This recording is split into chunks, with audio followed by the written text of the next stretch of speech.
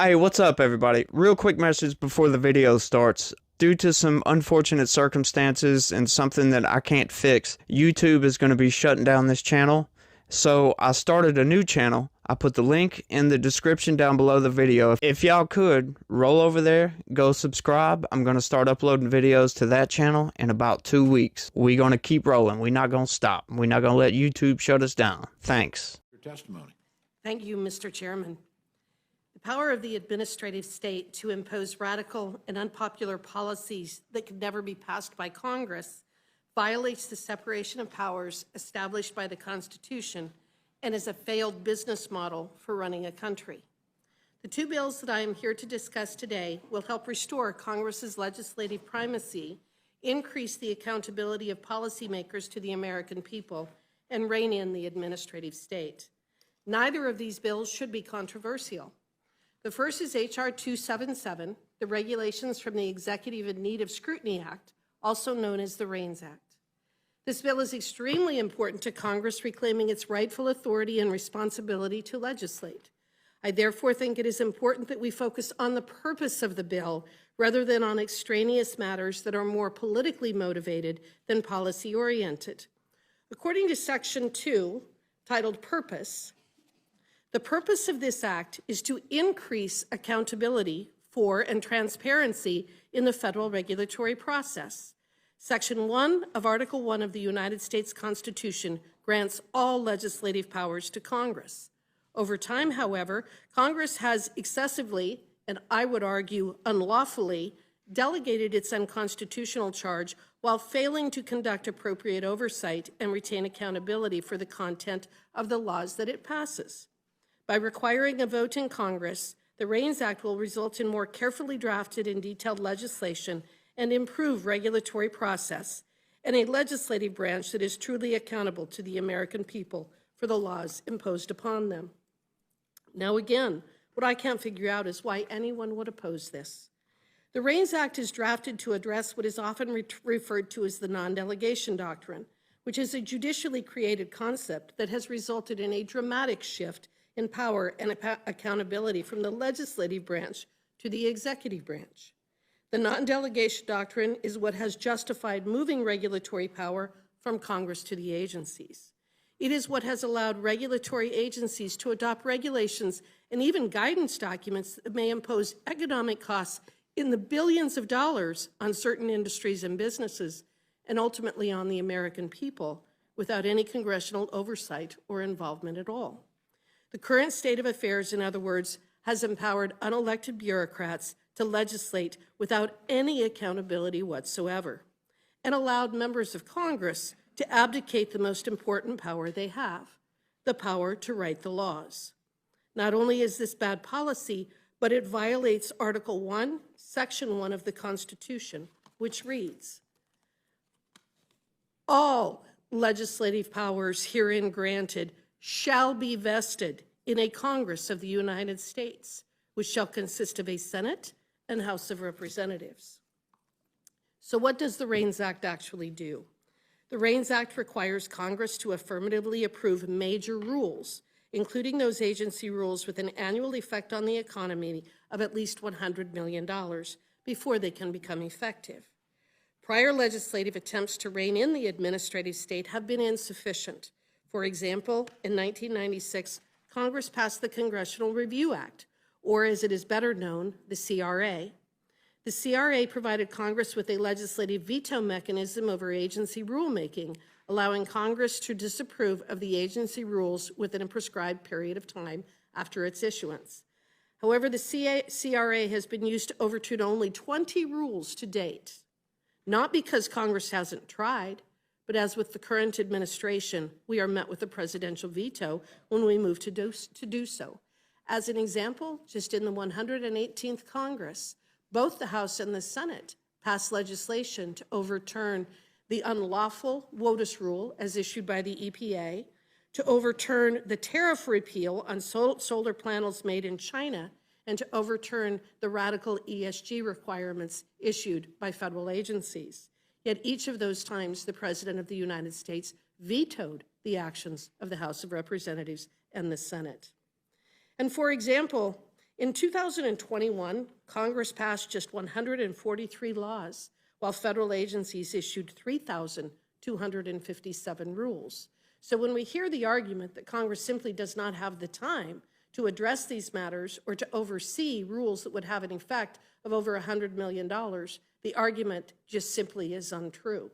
We just need to do our jobs. The REINS Act would help to remedy these problems. It would invert the CRA's standard of legislative disapproval in favor of requiring affirmative congressional approval of major agency rules before they take effect. It requires Congress to do as our founding fathers expected and to carry out our constitutional duties, which is to legislate. The REINS Act puts legislative power back in the hands of the legislative branch, which is Congress. The REINS Act also promotes electoral accountability by giving elected representatives a larger role in policymaking and unaccountable bureaucrats a smaller one. Again, I cannot fathom why anyone on the legislative side of the aisle would oppose such accountability or such course correction of this legislative ship.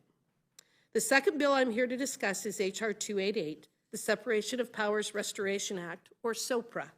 SOPRA amends Section 706 of the Administrative Procedure Act.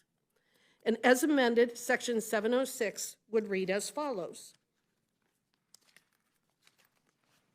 To the extent necessary to decision, and when presented, the reviewing court shall determine the meaning or applicability of the terms of an agency action and decide de novo all relevant questions of law, including the interpretation of constitutional and statutory provisions and rules made by agencies. Very simple. Again, I cannot understand why anyone would oppose such a common sense requirement that our courts actually do their jobs, which is to interpret the law. SOPRA requires nothing more than to apply de novo review to all questions of law, including agencies' interpretations of statutes and rules. That's what courts are supposed to do under the Constitution, interpret the law. SOPRA would override the ill-advised Supreme Court precedents like Chevron USA Incorporated versus Natural Resources Defense Council that require courts to defer to agencies' interpretations of statutes and rules so long as they are reasonable, but not necessarily if they are correct. It would end this improper judicial deference that gives agencies greater leeway to pass rules carrying the force of law and which puts a thumb on the scale in favor of the administrative state and against the American people. By doing so, SOPRA would help to restore the constitutional separation of powers, reclaiming the court's role as the branch that interprets the law and Congress's role as the branch that makes the law. And it also would help to promote the electoral accountability of policymakers by ensuring that it is Congress's policies and not those of unelected bureaucrats that govern the American people. I was also asked to address or introduce my amendment to SOPRA at this time. I believe that SOPRA is a great bill, which I fully support. My amendment, however, is simple and simply clarifies that de novo judicial review would apply to agency guidance as well as to congressional statutes and agency rules. Specifically, my amendment explicitly states that interpretive rules, general statements of policy, and all other agency guidance are subject to de novo judicial review as well. Unlike rules, guidance is undefined in the APA's definition section. Agency guidance consists of interpretive rules that explain how agencies interpret the statutes and rules that they administer, and general statements of policy that prospectively advise how agencies may choose to exercise their authority. Guidance, however, is not subject to the APA's notice and comment requirements, and at least officially should not have the effect of law. Yet we have seen a growing trend of the administrative agencies attempting to use guidance to have the force of law while avoiding the APA process.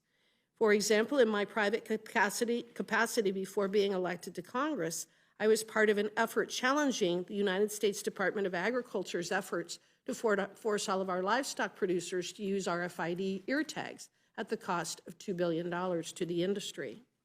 The agency tried to force this on our American farmers and ranchers and cattle producers through a 2-page guidance document that was published on the USDA's website.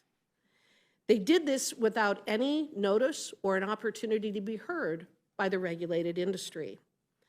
Further concerning is that guidance is often not judicially reviewable because agencies will then claim that it is not final agency action. And even when it is reviewed, the government then asks for deference to the agencies from the court. SOPR is a great bill. While it is implicit in the language that the requirement for de novo judicial review of all relevant questions of laws applies to agency guidance, my amendment would make this explicit.